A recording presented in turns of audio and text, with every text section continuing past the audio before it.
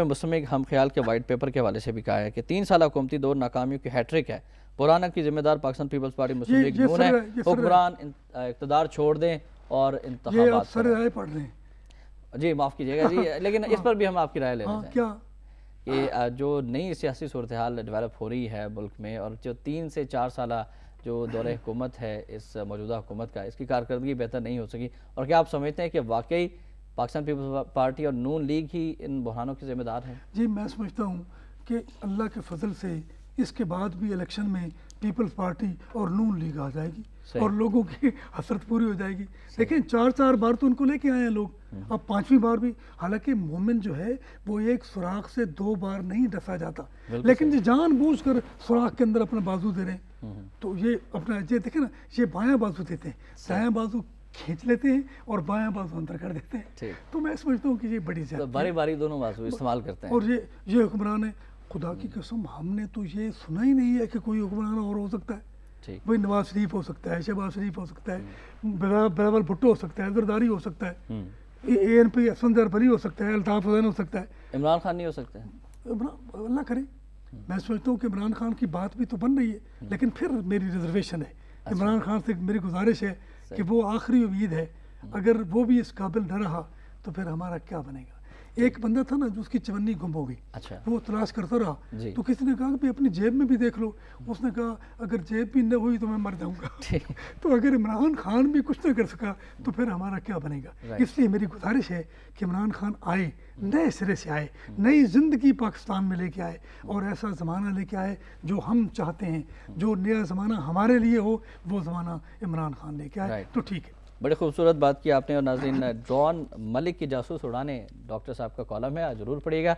अब बढ़ते हैं आज के नवाए वक्त इदारी की जानिब।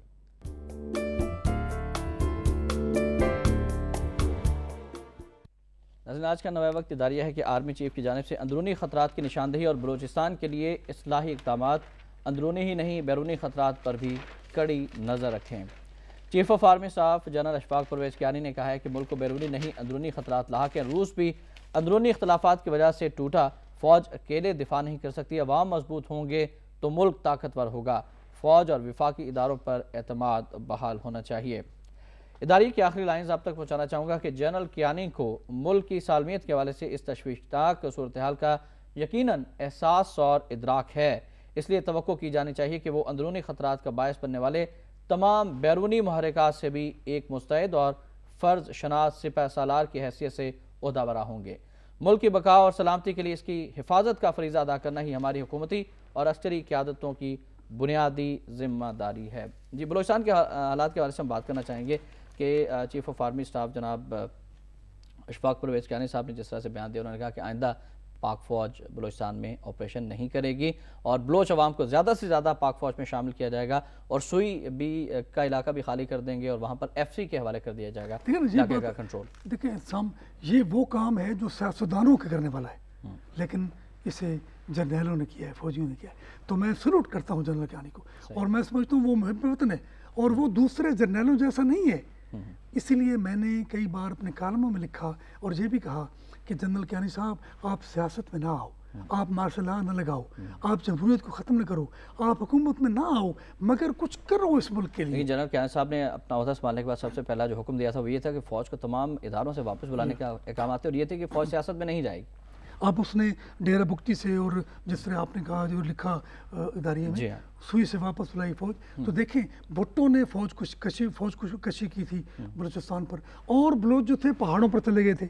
उसके बाद जनरल ज़िया आए, उन्होंने जो ख़त्म कर दिया वो पहाड़ों से नीचे उतर आए। तो ये जनाब मर्द कस्तानी है और ना हमने मर्द कोहस्तानी को उसका रुतबा दिया, ना बंदा सहराई को उसका रुतबा दिया। और फिर फितरत की निगहबानी कौन करेगा? जो इकबाल ने कहा था कि फितरत के मकासद की करता है नगहबानी, या बंदा सहराई या मर्द कोहस्तानी। हमने अपने सहरा भी उजाड़ दिए और हम अपने पहाड़ भी हमने बर्बाद कर दिए। मैं समझता हूँ बलोचों को मुमताज़ शहरी बनाओ इस पाकिस्तान का, उनको मुअज़्ज़ज़ शहरी बनाओ, उनको एहसास दो कि तुम पाकिस्तानी हो और फिर बलोच हो। जब तक ये नहीं होगा तो मैं समझता हूँ कि बलूचिस्तान में कौमी तराना नहीं गाया जा सकता, वहाँ पर पाकिस्तानी झंडा नहीं लहराया जा सकता, वहाँ पर फ़ौज को पंजाबी फ़ौज किया जा सकता। जनरल कियानी ने कहा कि मैं 500 बलोचों को भर्ती करूँगा, उसके बाद ये फ़ौज बलोची फ़ौज भी होगी। ये बलूची, ये पंजाबी, ये सिंधी फौज नहीं होगी, ये पाकिस्तानी फौज होगी। और पाकिस्तानी फौज बनाने की कोशिश जनरल कियानी कर रहे हैं। और उन्होंने ये बात तो की है कि अवाम हमारे साथ मिले, अवाम साथ दे हमारा, क्योंकि फौज तो दहशतगर्दी ख़त्म कर सकती है, फौज तो सरहदों की हिफाजत कर सकती है। आपके मुल्क के अंदर जो बहरान है, फौज उससे किस तरह निपट सकती है? फौज अगर उनसे निपटेगी तो फिर सियासतदान कहेंगे ये हमारी जमहूरियत को खतरा है। और ये जमहूरियत और हुकूमत को एक चीज़ समझते हैं, और ये बड़ी ज़्यादती की बात है।